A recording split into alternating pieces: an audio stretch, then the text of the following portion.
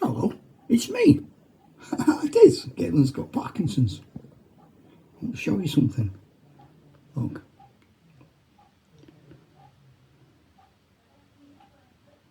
That's enough there.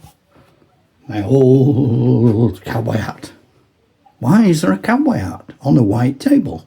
And that's a good question. And that's the sort of question I would expect my astute listener to be asking. Well done. Thank you. Good and faithful servant.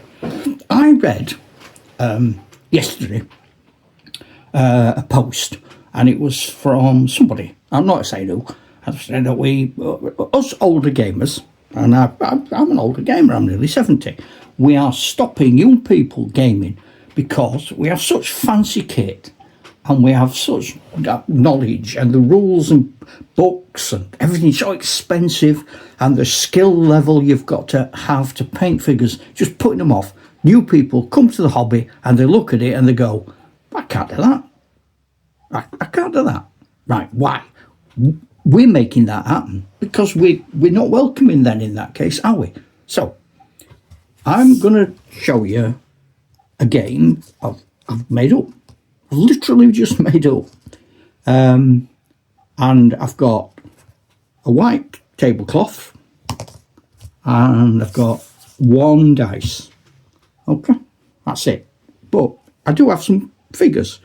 Don't have to have figures. You could tear up bits of paper. Don't, write down who they are. I went into town and I bought at a toy shop that.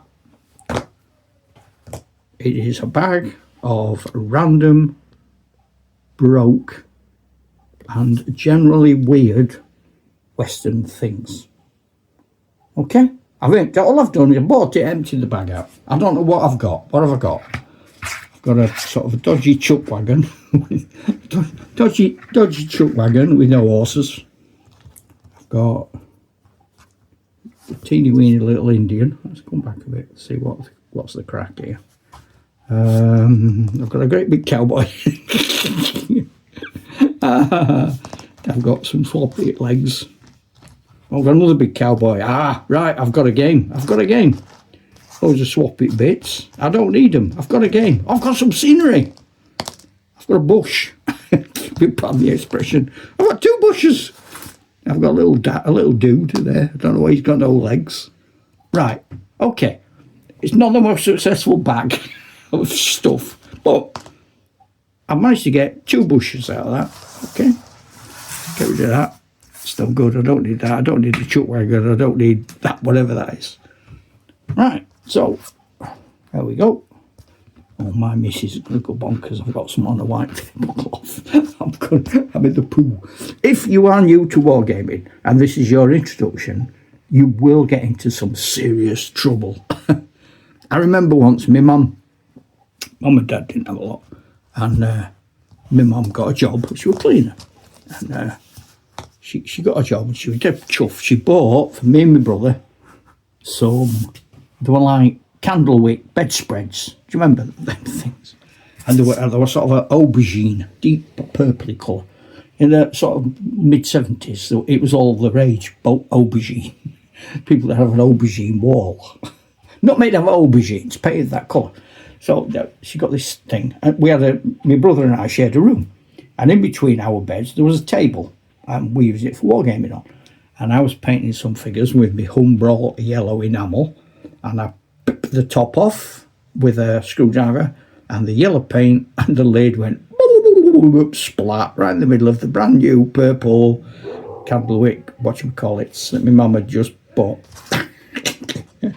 Oh dear. I mean, it'd be heartbreaking, wouldn't it, really? I didn't think it was funny. I was ashamed of what I didn't do it on purpose. I'm moving me out. Give me a bit more playing space. I think I'll move these guys as well, because to be honest, I'm used to the husband. Let's get with them. Go on, go over there where you belong. Oh, little swappy gun fell out. Keep hold of that. So, what we got here? Go away. He can go to there. He can go to there. Just looking where you can see them, really. There you go, I've got a game. Got a dice. got 2 cowboys, roughly equal size. I've got 2 bushes. When I was a kid, we would play with a sort of tempo cowboys. I mean, you know, since we've ended up with some cowboys and things. This is one of my original ones from the 70s.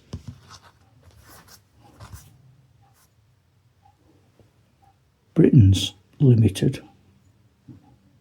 That's one of my original ones. So there were sort of toys we had I just never got rid of. But I don't think he's pretty. But he wouldn't like me saying that, would he? But so, and I used to put blue tack on my mum's tablecloth, and she always had a vase with like big pink fronds, don't know what they were, sticking out of it, and we'd chop them off and stick them in the blue tack and made pink furry trees. And a Subbuteo old pitch turned upside down, and a book under it for a hill, and silver foil for rivers. Just no end of stuff you can do. You don't need fancy scenery. You don't need to go on the TikTok and see blokes who've made super duper bright red space things that are all LEDs and dry ice. It's lovely. Yeah, of course it is. But that's just what they're doing.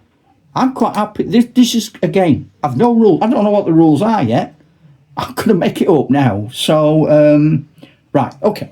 I'm going to throw a dice and see who can act first. So I'm just throwing a dice for him. He got a 5. He's quite happy with that. And I'm throwing a dice. I've got 1 dice on purpose. I don't want to multi. I haven't got no tape measures, nothing. He got a 3. He's going to go first. Am I going to just give him 1 action? 1 action might be a bit boring. Let's give him 2 actions. Yeah, so 2 actions. He's going to pop behind that edge. Boop. Ball. And he's going to have a shot. So I'm going to say, normally it takes 6 to hit him, but a 1 and he has to reload, because then I don't have to keep track of 6 shots and all that. 1 he has to reload, and okay, 5 or 6 to hit him, and because he's moved, it's a 6. If he was still, he could have had a shot for a 6. So he needs a 6, because it would have been 5 or 6, but he's moved. And he's missed him. This lad, he's not happy about just standing there getting shot at. So he's going to have a move around there, and he's going to have a shot. Same rules. Oh, no, he needed a 6. If he'd stood still, he would have shot him. What's he learned? I'm just going to have 1 shot. Right, he's just going to shoot back, this fella. I'm just going to go, now I've got the turns, he went first, then him, rather than throw initiative every time. So he's going to just have a shot back, I think. He's not going to hit anything, is he? Now he's realising that this shooting's rubbish. So his first move is going to come out. I want to make it a bit interesting. I don't want to just make him make a certain distance. And I can't afford a tape measure in this scenario. So 4. And it's going to be 4 bases. So that's going to be 1, 2, 3, 4. Right. 4 bases round. Because of that, he can now shoot him and he's got no cover. Okay? So he's going to have a shot again. It has to be 6 because he's moved. Bang. No. Now he's going to stand still. He's going to be sneaky now, this lad. If he don't move, can he have 2 shots? Because he gets 2 actions. Yeah, all right. If you don't move, you can have 2 shots. Here we go. 1. No. 2. No. Ooh. Right. Okay. Landing the red jacket's gone bonkers now. He's going to move first. Oh. No, he's going to have 2 shots. He's going to have 2 shots. Bang. And bang. I do find when you... Oh, hang on a minute. I find when you're playing these games, and it doesn't tell you this in like Warhammer or Test of Honor or Stargrave, you've got to make the noises. If you don't make the noises, you're not having fun. You know, if you're playing Wings of Glory, you've got to do the airplane noises. So, oh heck, I got 5, that's a hit, because because he's behind him now, so he's not behind a bush. But I moved. Did I move? No, I didn't move. I didn't move. I've shot him. Right, so let's say normally get a 6 if it's a save, 5 or 6 because he's behind a bush, or 2 6s. No, let's say 5 or 6 because he's behind a bush, but he's not behind a bush, so he needs to get a 6. No, I've shot him. Right, so how is he dead? I don't want him to be just dead because that'd be the end of my game. So let's say if he gets 1 or a 2, he's dead. 3 or a 4, he's wounded. 5 or a 6, he's scratched.